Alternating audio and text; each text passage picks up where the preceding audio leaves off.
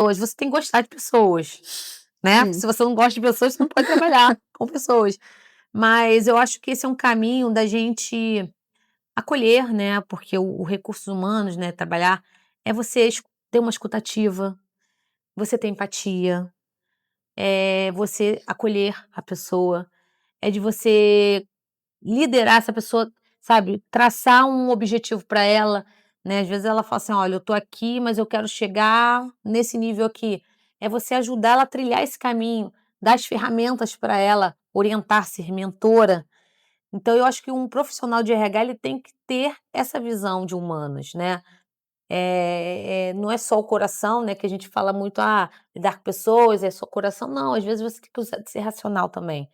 Tem decisões difíceis que a gente tem que tomar.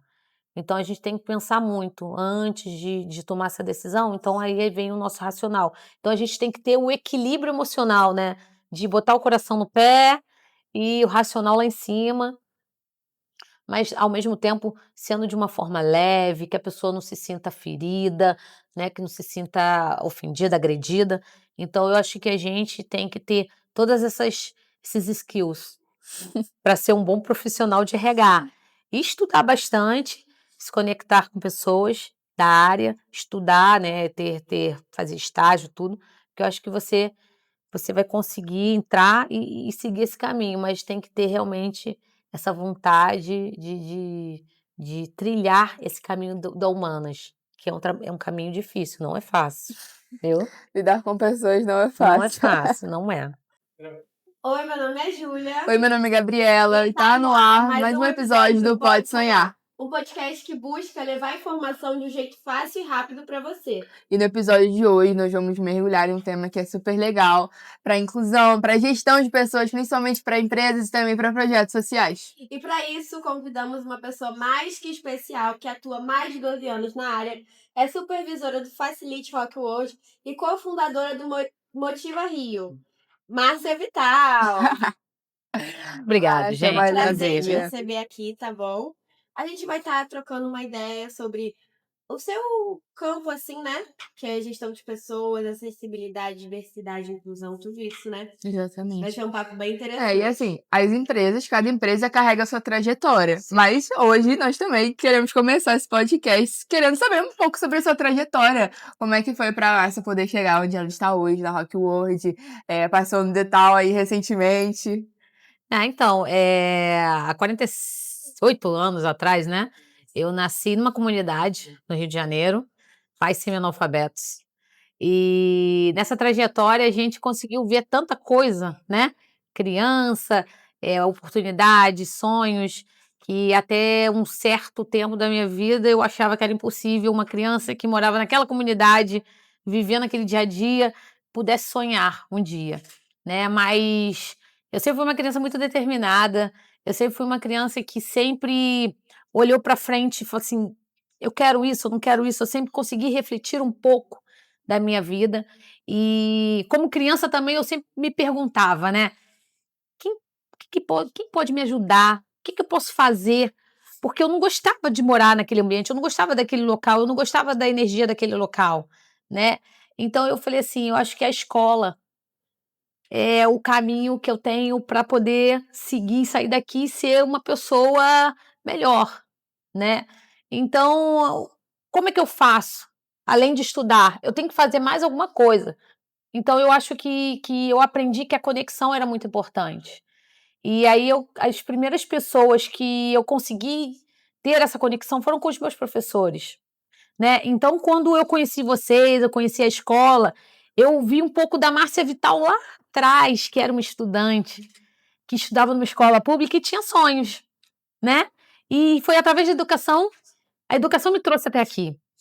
Então eu vi que com o estudo e com os professores me orientando, eu seria um ser humano melhor, chegar aonde eu queria chegar, né. Então eu estudava muito, eu sou uma pessoa que tem TDAH, então eu tinha essa dificuldade de da conexão e de mentalizar as coisas e da memorização, eu tinha essa dificuldade e como os meus pais não tinham essa orientação, eles não tinham essa, né, procurar saber o porquê que eu tinha essa dificuldade, às vezes, de memorizar alguma coisa na escola, eles não procuraram uma ajuda. Eu tive o diagnóstico mais velha, tudo, mas eu sempre procurava saber assim, como é que eu consigo memorizar com foto, é escutando. Então eu gravava as aulas, né? Às vezes eu ficava até um pouquinho mais para perguntar para o professor, tirar dúvidas, eles me ajudavam. Então, com isso, terminei meu ensino médio, e eu tive que começar a trabalhar muito cedo, né? Porque eu precisava pagar meus estudos, os cursos, tudo. E aí eu comecei a trabalhar entregando panfleto na rua, né? E ali foi o meu primeiro trabalho. Então eu fiquei 2 anos trabalhando assim. E como eu era uma pessoa muito comunicativa, uma pessoa muito simpática, eu fui ganhando a confiança dessas pessoas da agência e comecei a trabalhar como promotora. Então eu comecei a trabalhar dentro de feiras, de mercados, divulgando algum tipo de produto. Até que eu consegui um emprego mesmo, CLT, Jornal dos Esportes, né, não é da época de vocês, é um jornal bem antigo, um rosinha, e que era referência em concursos. Então quando as pessoas faziam, Cefet, Colégio Militar, eles olhavam as listas lá no Jornal dos Esportes. Então eu comecei a trabalhar na área comercial, e aí eu era uma pessoa também muito dedicada, chegava na hora, sempre estava procurando alguma coisa nova para fazer, e aí eu comecei a ser muito observada dentro do jornal. E o dono do jornal perguntou para a secretária dele, falou assim: "Cara, essa menina aqui, eu sempre observo, ela está sempre procurando alguma coisa, está querendo saber mais, está sempre, sabe, muito interessada, ela é dedicada, não falta, tudo. Queria bater um papo com ela". E ele me chamou na casa dele. Na casa dele não, no escritório dele, na sala. E aí eu comecei a conversar. Aí ele: "Me conta um pouco de você, da tua trajetória, de onde você vem". E aí eu comecei a contar, né: "Olha, eu moro numa comunidade, eu acabei de terminar meu ensino médio, eu preciso trabalhar, porque eu preciso também ajudar a família, tudo". Ele falou assim: "Faculdade, o que você sonha em fazer?". Aí eu falei assim: "Não, eu quero muito fazer faculdade, é um objetivo meu, mas no momento eu não consigo, porque o que eu ganho eu ainda não consigo pagar, tudo". Ele virou para mim e falou assim: "Pagar não é o problema. Você quer fazer a faculdade? Qual curso que você quer fazer?". Aí eu falei: "Não, é administração, né, que é um curso mais, assim, né, geral, eu posso trabalhar em qualquer área, tudo". E realmente a experiência de promover a acessibilidade não impacta só a vida da pessoa que depende daquela acessibilidade, e também de quem está proporcionando, porque a partir disso, né, da ativação da Sprite, eles perceberam que eles precisam continuar com isso. E você falou que foi uma felicidade genuína, até porque muitas pessoas que estiveram ali, talvez era a primeira vez indo tomar banho num chuveirão na praia, porque às vezes a cadeira de roda não alcança, pode entalar no meio do caminho. Então, realmente, a experiência que vocês trouxeram vai muito além da marca Sprite, vai de uma vivência de vida e de poder gerar essa visão que eles estão sendo vistos, que eles estão sendo ouvidos. Essa conexão emocional também, exatamente. Né? Sim. É muito legal. E também tem, quando a gente faz projetos sociais assim voltado para crianças, a gente só não emociona as crianças, mas os pais também, né? Das mães atípicas, de verem seus filhos sendo inseridos dentro de uma brincadeira, de serem inseridos dentro de um evento, né? Porque as mães também sentem essa dor. E uma coisa que eu converso muitas vezes com mães atípicas também, que eu falo muito, que eu falo assim: você tem que encorajar sempre o seu filho, porque sofrem preconceito, sim, mas eles têm que ser fortes. E quando a gente é mãe e protege, a gente acha que está defendendo ele, mas a gente não está defendendo. A gente está deixando ele ainda mais vulnerável. Então, as mães também se emocionam muito quando eu falo isso, mas eu falo assim: eu fui uma criança que não tinha deficiência, mas eu vivia numa vulnerabilidade, né? Eu vivia em cima de uma violência, em cima de cenários negativos, mas eu era uma criança que tinha que ser forte para poder passar aquela etapa. Então, eu acho que assim, a mãe tem que conversar com o seu filho e falar assim: filho, a gente vive num cenário realmente que é um cenário capacitista, que é um cenário que é maldoso, mas você tem que enfrentar isso, porque você é muito mais que isso. Então, quando a gente encoraja o nosso filho, é igual a mãe quando bota o filho para tira as rodinhas da bicicleta e manda ele andar sem rodinha.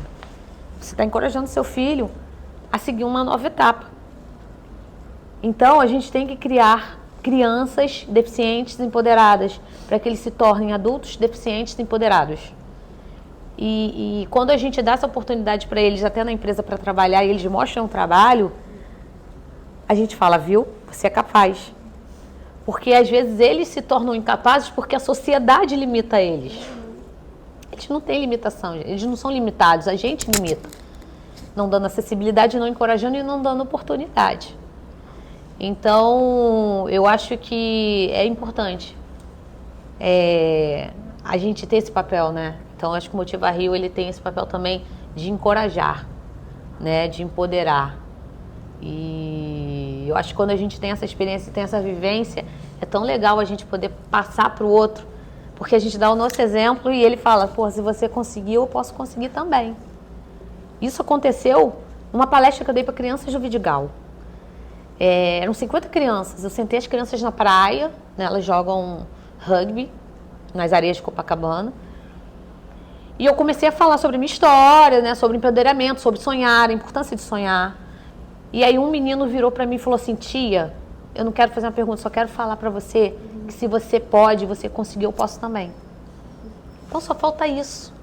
Às vezes só falta uma palavra para a criança pegar e, sabe, ligar, despertar e ir embora. Então, assim, às vezes a gente não pode culpar os nossos pais por eles não nos encorajarem, porque eles não foram encorajados. Mas se você se conecta com pessoas que podem te colocar para cima, isso é maravilhoso. Né? Então, eu acho que no mundo a gente tem que ter pessoas sempre que encorajem as outras. Porque quando a gente tem um incentivo, a gente consegue. Isso é verdade. Eu queria te perguntar, o que você acha que falta para outras marcas terem essa visão de que a acessibilidade é importante, que precisa virar do cotidiano uma coisa corriqueira, assim. O que falta para essas marcas verem que isso é fundamental? Então, na verdade, muitas marcas veem a acessibilidade como uma despesa. Acham que é muito caro, que é um custo muito alto. Mas a gente tem que mostrar para elas que isso é um retorno. A gente tem no Brasil 24 milhões de pessoas com deficiência. Essas pessoas têm poder de consumo. Então, quando a gente tenta mostrar e provar que essas pessoas consomem e que se elas colocarem, investirem em acessibilidade, investirem em pessoas com deficiência, essas pessoas vão se identificar e vão consumir o produto deles, eu acho que isso é um passo grande para eles fazerem a acessibilidade ou colocar nas suas equipes.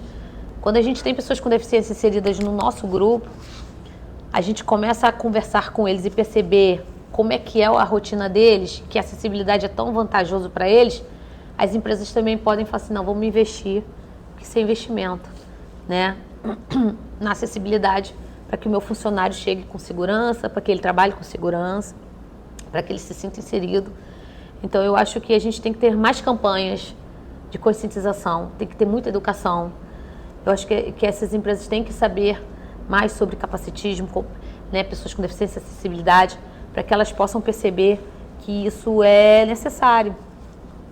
Então, eu acho que se a gente fizer um trabalho bom de educação com essas marcas, né, mostrar dados, que muitas empresas também elas pedem dados, eu acho que essas empresas vão começar a investir mais. Eu tenho visto, pelo menos nas TVs, nas campanhas, muitas pessoas com deficiência já aparecendo, principalmente em novelas. A Rede Globo está muito focada na diversidade, nos PCDs. Então, eu acho assim, eu acho que a sociedade está começando a acordar. A gente está envelhecendo, a nossa população está envelhecendo. Quando a gente envelhece, a gente talvez precise, né? A gente fica com baixa visão, baixa audição, a gente vai precisar de acessibilidade. Então, eu acho que a sociedade está começando a acordar e está começando a enxergar. Pagar essa faculdade para mim, qual o curso que eu gostaria de estar fazendo? Eu falei, administração. E aí, ele me matriculou na faculdade, eu fiz o curso, fui uma das melhores alunas do curso de administração, me formei, me casei e ele foi meu presente de casamento. Caramba, né? que legal. Então a gente se fala até hoje, nós somos amigos. E dali eu comecei a minha trajetória profissional, né? Mas eu tinha um desejo muito grande que um dia, se eu chegasse aonde eu sempre quis chegar, eu iria ajudar outras pessoas a chegarem também, né? Então eu sempre trabalhei na área financeira, né? A área que eu me especializei.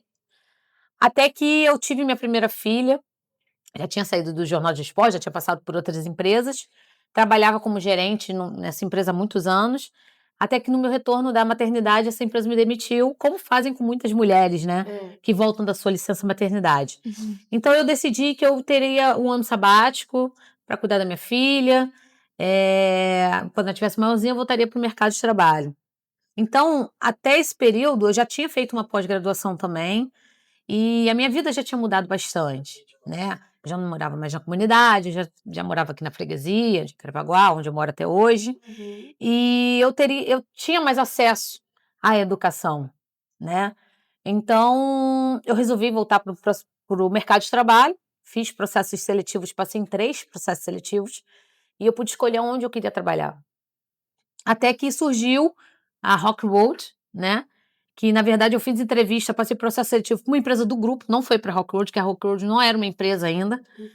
E aí o vice-presidente dessa empresa conversando comigo, falou assim: "Você tem muito perfil do Rock in Rio".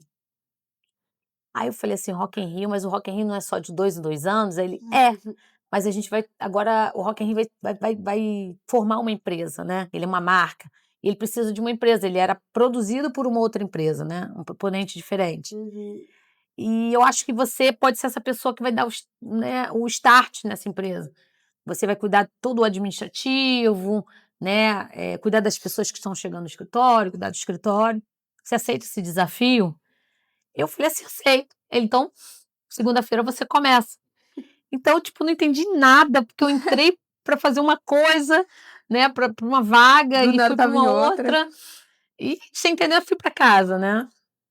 Então eu cheguei na segunda-feira na empresa nova, a Rock Road ainda não era uma Rock Road, e aí a gente cuidou de toda a papelada, né, da burocracia da empresa, de formar uma empresa, e aí começamos a contratar as pessoas, né, formar as nossas pessoas, e eu sou a funcionária número 1 da Rock Road. Caraca. Então, tipo assim, eu vi a empresa nascer, eu vi a empresa se desenvolver e hoje ser essa potência que ela é. Então, assim, na Rockload, quando eu comecei como financeiro também. Mas aí entrou uma CFO e ela falou assim: "Não, você tem muito perfil de pessoas, você é muito comunicativa, você desenvolta, não sei o quê. Eu vou botar você na área de RH. Eu acho que não tem ninguém no RH, você vai ser essa pessoa do RH". E aí eu comecei no RH em 2014, né, e fui todos esses anos desenvolvendo a área, né, fui crescendo a área, tudo. E aí eu comecei a observar muito as pessoas que estavam entrando na nossa empresa, aí a gente já começa a entrar na minha trajetória do Motiva, por que que surgiu o Motiva Rio. Você com um olhar humano, você consegue ver a diversidade que está entrando ou não está entrando. E eu senti essa falta, né, eu falei assim: "O Rock in Rio, é uma empresa muito plural, no evento, no festival, mas eu não vejo pluralidade dentro da empresa". E por que que não tem isso? E a gente começou a procurar, por não ter um RH estruturado, né, ou por não ter ainda essa habilidade, né, de trabalhar com pessoas diversas, e a competência também, mas eu comecei já a falar com a alta liderança: "Olha, eu acho que a gente tem que começar a colocar diversidade na nossa equipe, por que que a gente não começa pela equipe de apoio?". E foi na equipe aí eles falaram assim: "Beleza, o que que você sugere?". Eu falei assim: "Eu sugiro colocar pessoas com deficiência". Porque elas são muito pouco representadas, você não vê pessoas com deficiência nas ruas, você não vê pessoas com deficiência nas empresas, você não vê nas escolas, você não vê nas faculdades. E eu sou uma pessoa que eu gosto de estudar muito sobre o assunto, para a gente poder falar sobre o assunto. E aí eu comecei a pesquisar por que que não tem pessoa com deficiência, não sei o quê. E aí a gente descobre, é óbvio, que é porque não tem acessibilidade nas ruas, elas não conseguem sair, elas ficaram muitos e muitos anos e ainda ficam dentro de casa como prisioneiras. E elas se acostumaram com isso. E eu falei assim: "Cara, isso é muito injusto, porque isso é um direito deles, de ir e vir, de estudar, de estar na sociedade". Então eu conversei, né, com a empresa que presta serviços pra gente, que traz a equipe de apoio, falei: "Vamos fazer um teste? Vamos colocar pessoas com deficiência na equipe? Vamos começar com 3". E ela super topou o desafio. Ela falou assim: "Então tá, Márcia, vamos colocar, mas você vai fazer o processo seletivo dessas pessoas". Falei: "Beleza". A gente conversou, eu tinha amigos, né, bem nesse ramo, que é pessoas mediadores, e aí eles trouxeram essas pessoas e a gente entrevistou. Mas eu falei assim, eu não quero entrevistar eles sozinhos, eu quero que eles fiquem no meio das outras pessoas sem deficiência, para que eles se sintam pertencentes àquele processo seletivo. E aí a gente começou a entrevistar. E eu deixei eles muito à vontade, porque eu sempre fui uma pessoa que quando eu faço as entrevistas, agora eu não faço mais que eu mudei de área, eu sempre falava assim, como você falou no começo, isso aqui não é uma entrevista, isso aqui é um bate-papo. Uhum. Porque quando eu falo que é um bate-papo, as pessoas se sentem mais à vontade. Porque as pessoas estão nervosas, elas chegam ali com uma expectativa e um sonho, né? Então, se você deixa elas à vontade, elas vão ser o que elas são. Principalmente as pessoas com deficiência que não têm tanta visibilidade, né? Tanta oportunidade. Exatamente. Então, eles super se soltaram. Então, a gente contratou 2 pessoas neurodivergentes e contratamos o Alan, que é um menino que tem síndrome de Down. Então, tipo assim, a gente pediu mediação, né, porque era uma coisa muito nova pra gente, a gente não tinha experiência. Eu falei assim: "Eu vou precisar de mediadores para que deem suporte, caso desregule os meninos ou que o Alan também precise de algum apoio", e ficaram esses mediadores lá. Foi muito positivo o retorno. Então eles se divertiram muito, as pessoas gostaram, né, porque viram pessoas diferentes na equipe de apoio. E depois disso, que foi em 2017, foi em 2019, 2020 eu lancei o Motiva Rio. Eu falei assim: "Eu vou ter um projeto social voltado para pessoas com deficiência", né. Então qual é o objetivo do Motiva Rio? O Motiva Rio, ele vem para educar, para ensinar e para incluir.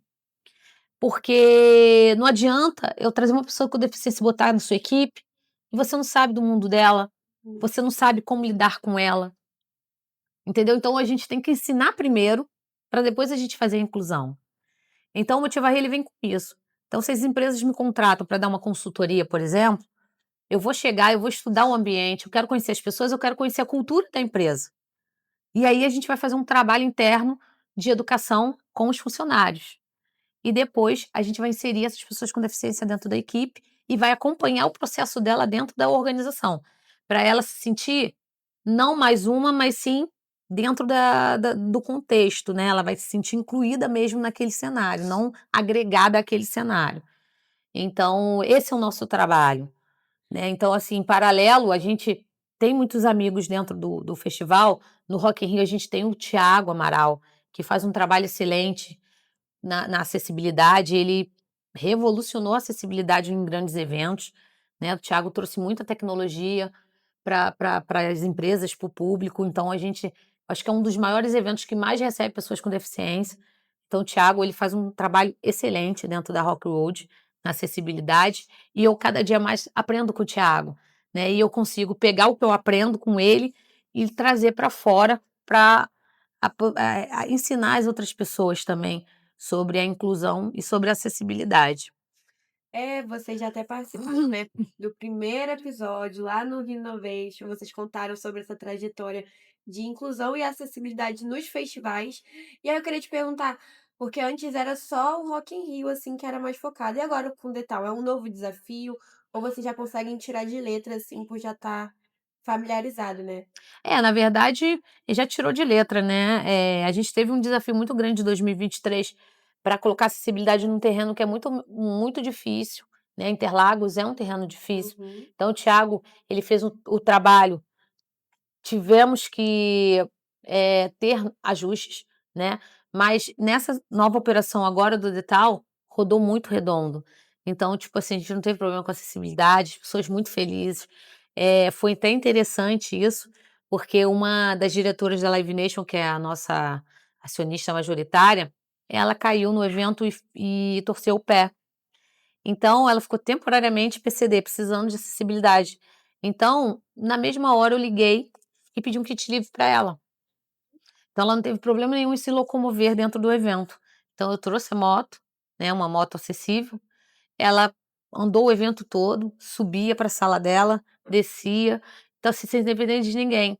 E ela falou: "Nossa, que legal isso". Eu fiquei, pô, admirada, porque eu não imaginava que eu ia ter essa assistência aqui tão rápido. Aí eu falei assim: "Isso aqui é acessibilidade".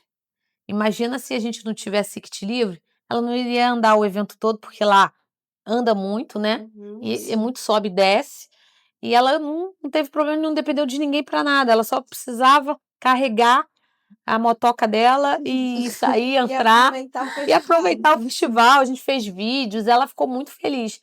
Então eu acho que isso é um trabalho muito legal, né, de você não só ser uma pessoa cadeirante, quando a gente fala a pessoa com deficiência dentro de um festival, a gente imagina um cadeirante para lá e para cá, mas a gente tem as mulheres grávidas, a gente tem os idosos, a gente tem pessoas amputadas, a gente tem crianças, então todas precisam de acessibilidade, os cegos, os surdos também, né, e pessoas neurodivergentes. Então todas essas precisam de acessibilidade e a gente está ali para oferecer essa tecnologia para elas e acaba que isso é uma experiência para elas também, né. É uma obrigação, é um direito que eles têm, mas também é uma experiência que eles saem encantados de lá. Fala: "Poxa, eu assisti o show e teve, pô, intérprete de libras". O cego, ele conseguiu ter audiodescrição do palco, de como estava o artista, de como, pô, ele estava posicionado, as pessoas que estavam ao seu redor. Então isso tudo é importante pra gente, que faz e que entrega, mas para eles que é uma experiência que recebe. Você falou muito que é um direito, mas que muitas vezes é um direito negado a eles, né. E um Exatamente. festival dessa magnitude, ver uma causa tão importante e realmente fazer ações efetivas, é realmente brilhante. Tipo a gente foi, né, no dia teste do Detal, e lá logo de início tinha eu não sei se fala cabine, enfim, o local, né, que disponibilizava essas motos, e a gente até, teve essa curiosidade de saber sobre o que se tratava, e você explicando agora realmente faz todo sentido, porque o evento é um evento muito grande, mas que também inclui todo mundo, e todos os públicos, que a música atrai, né, realmente. Exatamente. A música ela atrai pessoas e ela une pessoas, né. Eu acho que a música ela é uma potência, porque a música ela cura, a música deixa você feliz, a música reflete lembranças.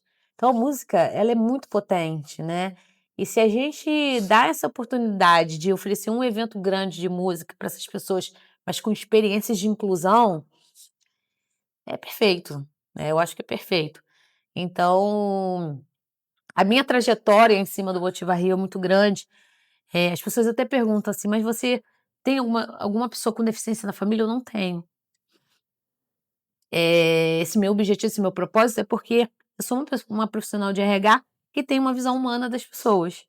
E eu acredito que eu fazendo o meu trabalho, conectando com você, conectando com você, conectando com você, vocês vão replicar coisas boas, né. Às vezes você nem tem, pô, imagina um cenário, mas quando a gente conta para você o que passa, ou até uma pessoa com deficiência, você vai ter uma visão diferente de acessibilidade e você vai ter um olhar também, até onde você for trabalhar.